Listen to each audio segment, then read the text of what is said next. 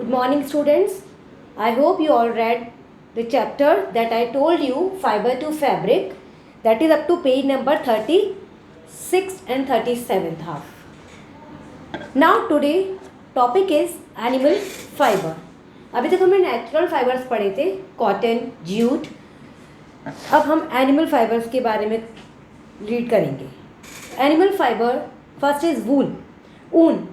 You all know that wool is obtained from fleece of sheep. आप सब जानते हैं कि जो ऊन होती है वो भेड़ों के बालों से मिलती है. And the sheep is sheared to obtain fleece. बाल लेने के लिए शीप को शेयर किया जाता है, उसके बालों को हटाया जाता है with the help of instrument called Clippers. उनके जो बाल हैं वो एक इंस्ट्रूमेंट होते हैं, उनसे हटाते हैं और उन इंस्ट्रूमेंट्स को बोलते हैं Clippers. This process is called sharing.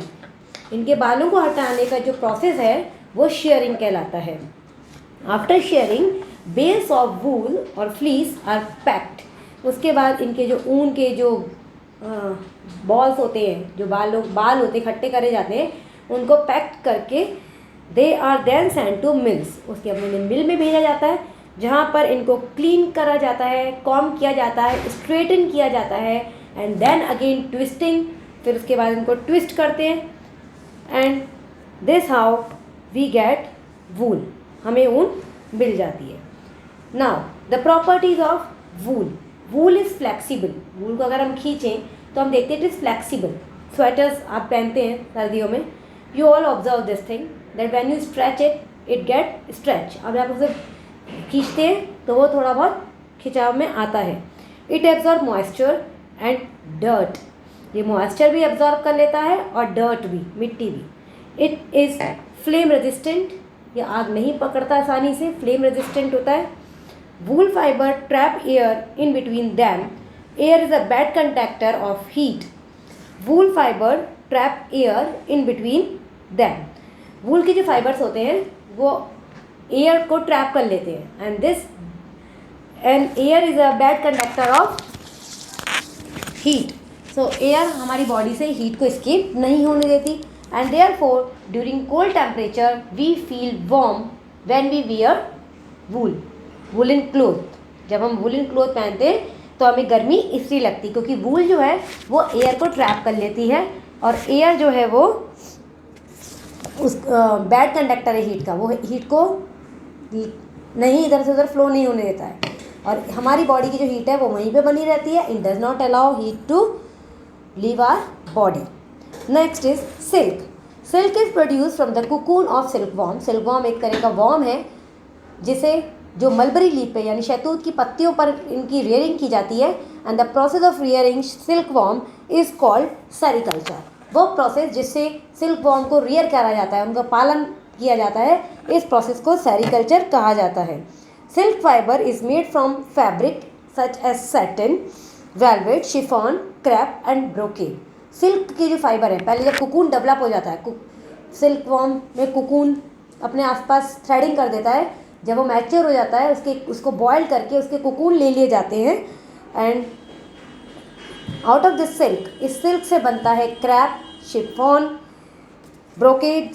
और घर में हमने बहुत सारे आपने अपनी मम्मी के पास साड़ीज़ देखी होंगी, वो भी सिल्क से ही बनती हैं. The first silk was developed around 5000 to 8000 years ago in China. From China it came to India, Europe, Africa and Middle East. The trade route between these countries was known as the Silk Route. इनके बीच जो आपको countries दी हुई हैं, सबसे पहले China में silk develop हुआ, उसके बाद इन कंट्रीज़ में सिल्क रूट डेवलप हुआ और ट्रेड स्टार्ट हो गया. Properties of silk. Silk is a strongest natural fibre. सारे फाइबर्स में सबसे स्ट्रॉन्ग फाइबर जो है वो सिल्क है. It ड्राइज quickly. ये जल्दी से सूखता भी है. It does not shrink. ये सिकुड़ता नहीं है जैसे कॉटन सिकुड़ता है.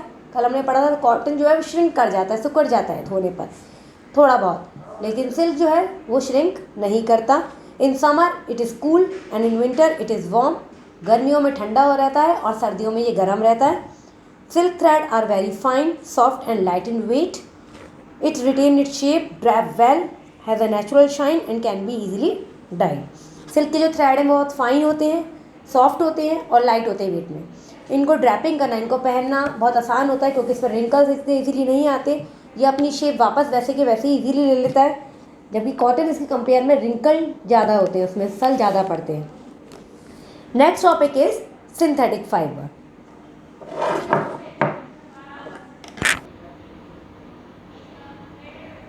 Synthetic fibers, page number 39. Fiber made by human beings using chemical substances are called synthetic fiber or man-made fibers. ऐसे fibers जो chemical substances यूज़ करके बनाए जाते हैं उन्हें synthetic fiber या man-made fibers कहा जाता है। Examples are nylon, rayon and polyester. Chemical substances are first heated so that they melt. Chemical substances को पहले गर्म किया जाता है, इतना गर्म किया जाता है कि वो पिघल जाएं, and then they are forced into spinneret that have fine pores. उसके बाद चलनी की तरह एक उसमें से जैसे चलनी के अंदर से कोई लिक्विड को छाने वैसे ही इनको छाना जाता है, और फिर लॉन्ग थ्रेड जो हैं जब वो उस चलनी से बाहर आते हैं then they are allowed to cool and solidify. इन्हें क्विकली कूल किया जाता है, ठंडा करा जाता है, और ठंडे होने के बाद ये सॉलिडिफाई हो जाते हैं, यानी ये जम जाते हैं।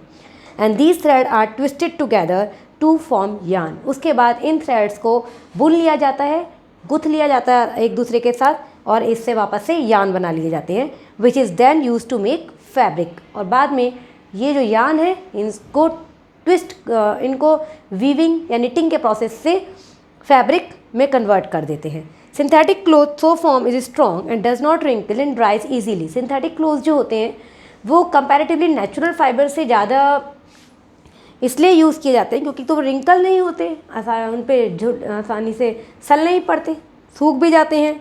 These fibre have lesser air space within them so they do not absorb sweat and are unsuitable for use in hot and humid climate. लेकिन जो सिंथेटिक फाइबर्स हैं वो हॉट एंड ह्यूमिड क्लाइमेट में suitable नहीं होते, where मतलब पहनने में कंफर्टेबल फील नहीं करते हम लोग।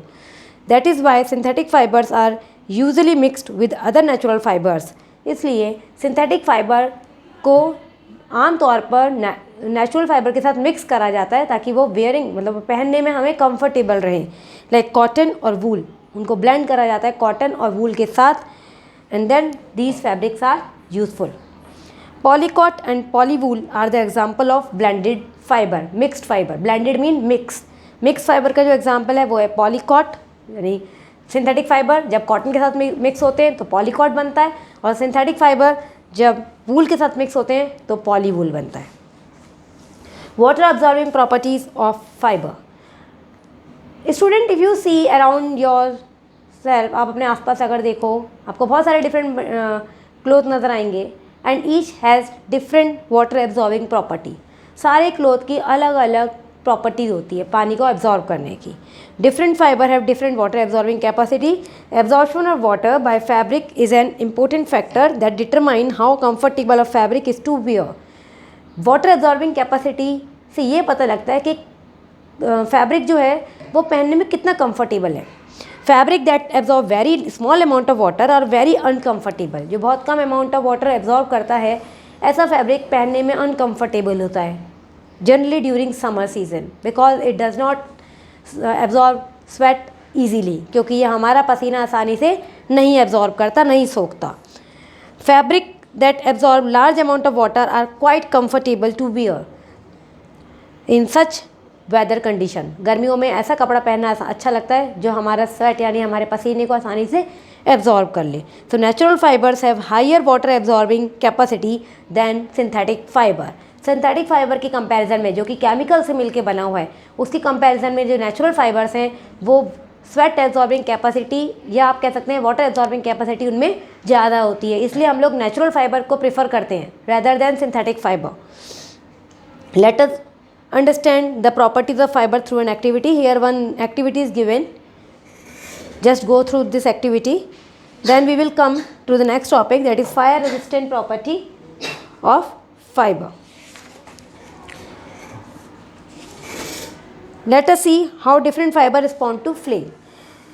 On page number 42 there is one activity given with the activity 5. अलग अलग फाइबर्स लेके एक्टिविटी करी हुई है, cotton, rayon, silk and wool, nylon, polyester और एक्रिलिक। कॉटन और रेयन लिया, कैच फायर इजीली, इफ़ेक्ट है इसके, इसकी स्मेल जो है बर्निंग पेपर स्मेल देता है। Then silk wool do not catch fire easily, ये आसानी से आग नहीं पकड़ते। Burn with a yellow flame के साथ जलते हैं। But do not continue to burn, लेकिन लगातार नहीं जलते रहते। Then nylon and polyester acrylic they do not catch fire easily, shrink away from the flame and melt, ये आग से दूर रखने पे ही श्रिंक हो जाते हैं, सिकुड़ जाते हैं और मेल्ट होना स्टार्ट कर देते हैं क्योंकि सिंथेटिक फाइबर्स हैं। Making fabric from yarn, yarn से फैब्रिक बनाना 2 प्रोसेस के थ्रू किया जाता है स्टूडेंट्स। ऐसा एक प्रोसेस होता है weaving, second process is knitting. Weaving एक ऐसा प्रोसेस है जिसमें यार्न के 2 सेट बनाए जाते हैं क्रॉस कर। On page number 43 activity 7 this show you the process of weaving. यहाँ पे एक मैट की तरह आपको दिख रहा होगा, इस तरह से क्रिस क्रॉस करके ये मैट बनाई है इसने, और इस तरह से ही क्लोथ को भी क्रिस क्रॉस, उसके जो थ्रेड है उनको क्रिस क्रॉस करके फैब्रिक बनाया जाता है, कपड़ा बनाया जाता है। Thread are crossed over and under each other and this is done on machine known as looms. ऐसा मशीन भी किया जाता है जिसे लूम्स कहते हैं। और student, for your information I would like to tell you there are 2 types of looms, hand looms and machine looms और पावर लूम्स। पावर से चलने वाले, बिजली से चलने वाले पावर लूम्स होते हैं, और हैंड से जो लूम्स चलते हैं, जो लूम हैंड से वर्क करते हैं, वो लूम्स कहलाते हैं हैंड लूम्स। हाथ से बनाया गया कपड़ा, सुना होगा आपने, hand looms. Knitting, have you seen someone making a woollen sweater? Sweater बनाते हुए आपने देखा होगा आपकी ग्रैंड मदर को। जब वो स्वेटर बनाती हैं, she use needles like device, कुछ एक निडल की तरह यूज़ करती हैं वो। And what she is doing, she is knitting, बुनाई कर रही हैं वो। And knitting is a process which can be done to weave wool, और आप कह सकते हैं कपड़ों ऊन को बुनने के लिए निटिंग जैसे प्रोसेस का यूज़ करा जाता है। स्वेटर बनती है, गारमेंट्स बनते हैं, जैसे टी शर्ट्स हैं, ग्लव्स है, कैप है, can also be made by knitting. Knitting करके इस तरह के फैब्रिक से हम लोग और क्लोथ मटेरियल भी बना सकते हैं। When compared with woollen fabric, knitted fabric are more stretchable. Now students, you will learn glossary from the book. I will send you question answer in PDF that you will do in your notebook, and book work I will send you in PDF. Student, just go with the chapter very precisely, because in exam if in between the chapters comes, you will not face any problem. Okay students, thank you.